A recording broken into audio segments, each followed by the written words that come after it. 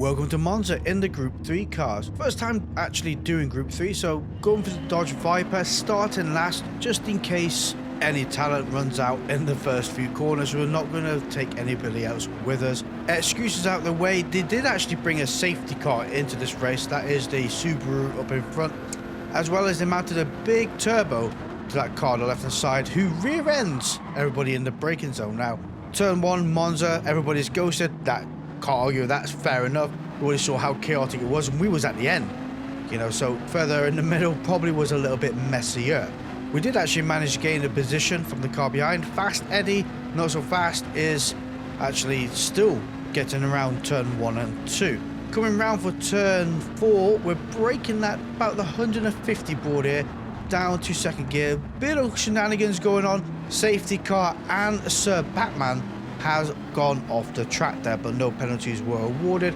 Up the inside of safety car as we turn in for this quite sharp corner, has a little bit of contact with safety car, who buries us into the wall because space was not awarded.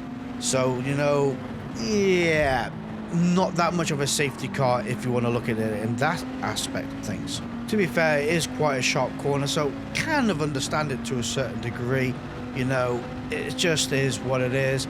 Coming down this back straight, we have a great bit of slipstream from the safety car up in front. SVR Batman is a little bit further ahead. As you see, they are battling with a three-way set of cars up in front. Now, we're going to go through Grapefruit here, which was kind of an unusual taste. A little bit metallic, if I might add. At least we got another position out the way onto P12. Not going to be too long now till we actually are able to make a move in safety car, which does actually get handed to us on a plate. Cannot grumble when things are delivered in such beautiful packages, as the safety car goes extremely wide into the gravel, turns into Casper the Ghost. No contact was there, but they are now facing the wrong direction. Thank you ever so much. We only have really 4 laps remaining. SVR Batman 84 is just over a second away. If they keep battling with that car up in front, we're going to be able to vacuum them in, join the party, or just weed our way past them without them even realizing.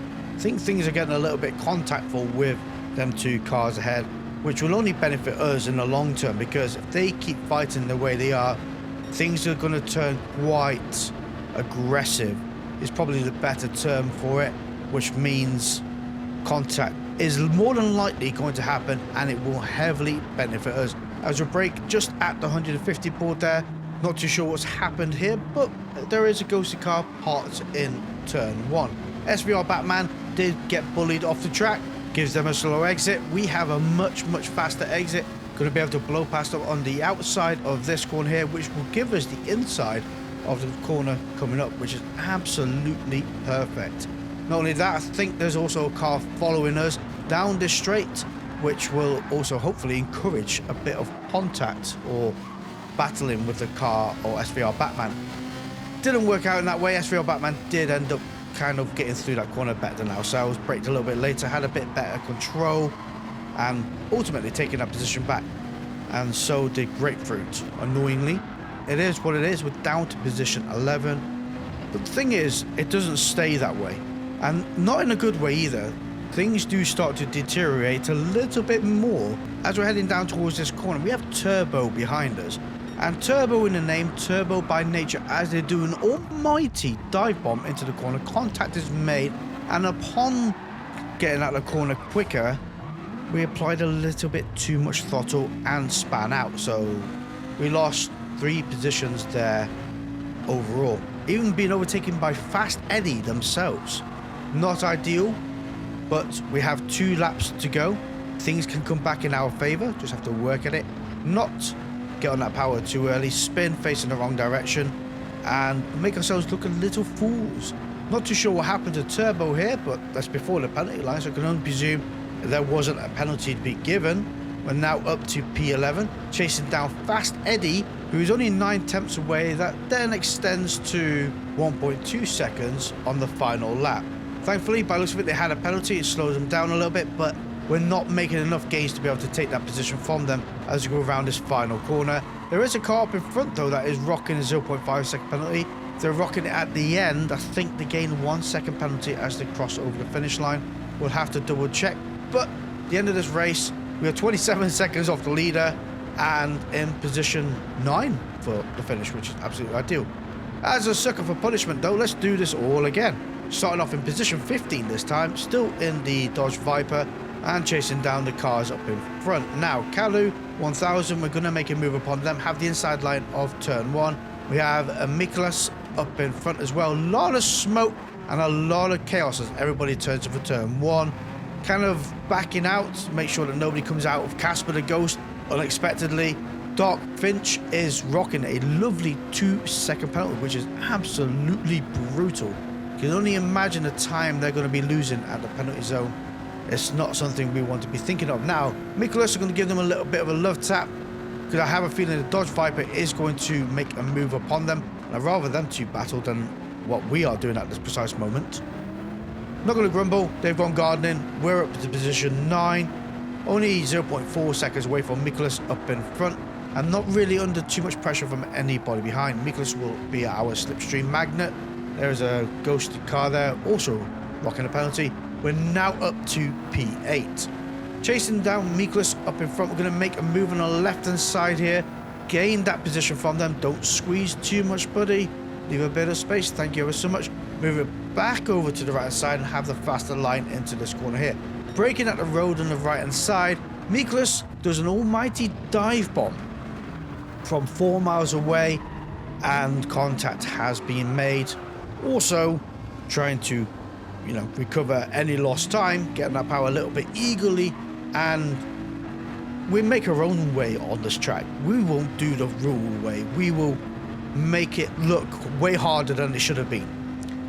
Back down to P15 and actually 3 seconds away from the car in front. Wasn't all that long until actually we started catching up to this trio of cars here who have been heavily battling. Cole rocking a 0.5 second penalty. Dart Finch, who had that 2-second penalty earlier, is also battling with the Ferrari.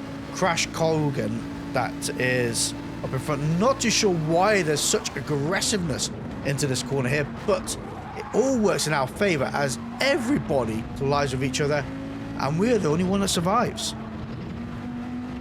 3 position gained in a series of 2 corners, which is absolutely ideal.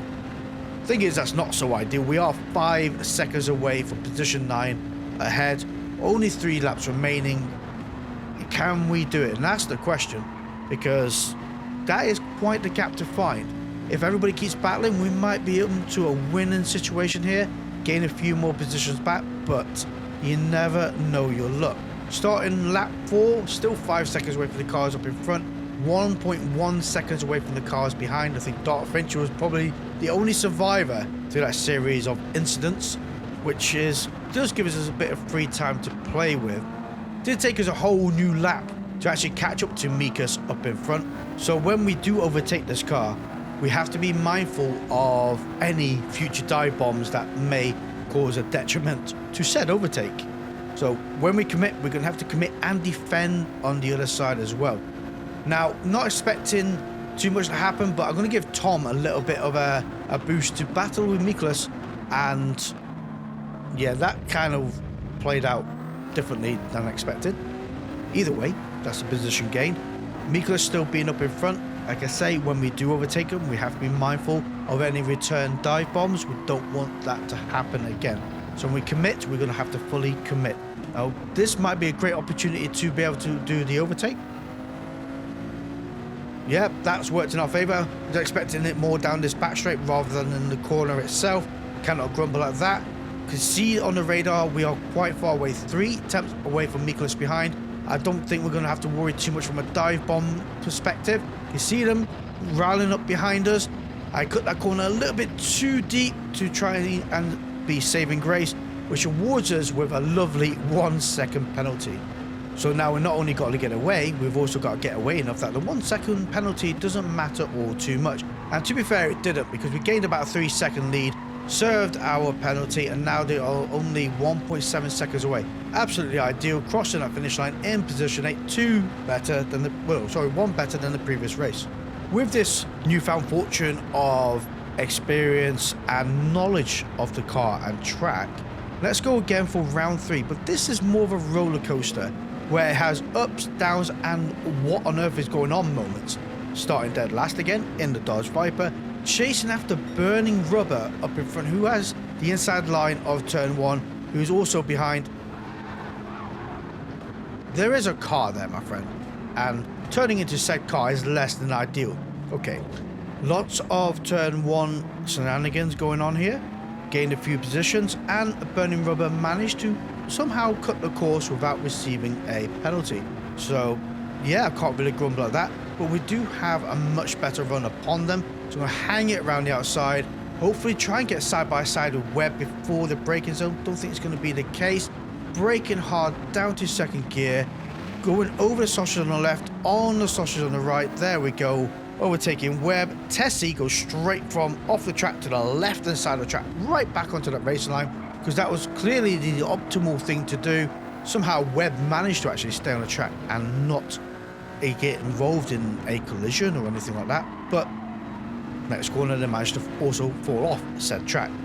We're up to P9, chasing down the GTR up in front, Dead Blue, who is only 3 tenths away, which is actually quite a great place to be, because we close that gap to them up in front. We're going to have the slingshot move down this next straight, over the curb on the left, onto the curb on the right, and somehow managed to collide with a non-ghosted car, which has in turn damaged our bumper, our right wheel, and the engine. Flash, how on earth did you manage that? It was obvious it was there, but it was oddly parked. So yeah, our top speed is limited to 117. 18. Not ideal. I don't even know why I'm braking for this corner, because it's seriously not needed. The power of this car has been seriously reduced. Oh look, we're all back. Let's go. Let's start this again. Lap 2. Start of the race, we are in position 13, chasing down Kalu, is 1.4 seconds away, and then we have to kind of work our way back up to where we were before. Yellow flag as we come down to turn 1. By the looks of it, trying to attempt to go 3 to 4 wide, which is brave, and I don't really think it's possible. One car has chosen to park up through the sheer confusion what's happened, and decided enough is enough. I'm done here, time to go home. 0.7 seconds away from the cars up in front, 3 seconds away from Burning Rubber behind us, which does give us quite a saving grace of not being under pressure. Braking just at the 150 board. Also bearing in mind we have that AMG, which doesn't seem to be all too confident here. At least they're facing the right direction, unlike the car that we have just passed, who went to see how many pixels were in the barrier. Anyway, catching up to Tessie up in front, had a bit of a slow exit. Kind of an odd place to be. We had nowhere to overtake, but we had a lot of momentum behind us. So, do you know what? I'm going to pass on momentum to Tessie and a momentum to the other AMG. Not sure how that car managed to crash in a straight line, but, you know, we all do different things, you know. They seem that to be the fastest way. Credit where credit's due. You do that, my friend. Going to go up the inside of the AMG, have the slower corner exit, but not falling for the same trip we did before. For some reason, that one ghosted, but the other one didn't. Yeah, okay, so we gained 2 positions. Need to overtake Tessie up in front. We're going to have a great run down this back straight. Be able to be vacuumed in from him. Wonder if we're going to be able to make the inside move of this next corner here. Braking just after the 100 board. Not having as much bottle as the Porsche did, but managing to make this corner work. Might well be able to overtake him over the start and finish line. Are they taking the defensive line? No. Where are you going, my friend? Pick a side. Pick a side. Thank you. Although it would have been ideal if he was on the other side. We have a much quicker run. Don't think that Porsche is as fast in a straight line. The braking zone is going to be the dicey one. Braking just after the 150 board. Even I'm thinking that's a little bit late. Where did the ghosted car come from? Not too sure. Can't grumble. Thankfully they were ghosted, because that could have been rather painful. Okay, Tessie, we shall try again, my friend. We're going to overtake. We are going to make this overtake work. Having the outside line down towards this corner here. Going to brake just after the 150 board right there. Again, they're out braking us ever so slightly, but also making a corner work. We're going to have the inside line. Oh, contact has been made. Right on the side in one piece. Cannot grumble at that. We had actually made that work very well. I'm not going to lie. Although a little bit skewy coming out of the corner. It is what it is. We're still all on a track. Gained that position. No animals were harmed in the making of said overtake.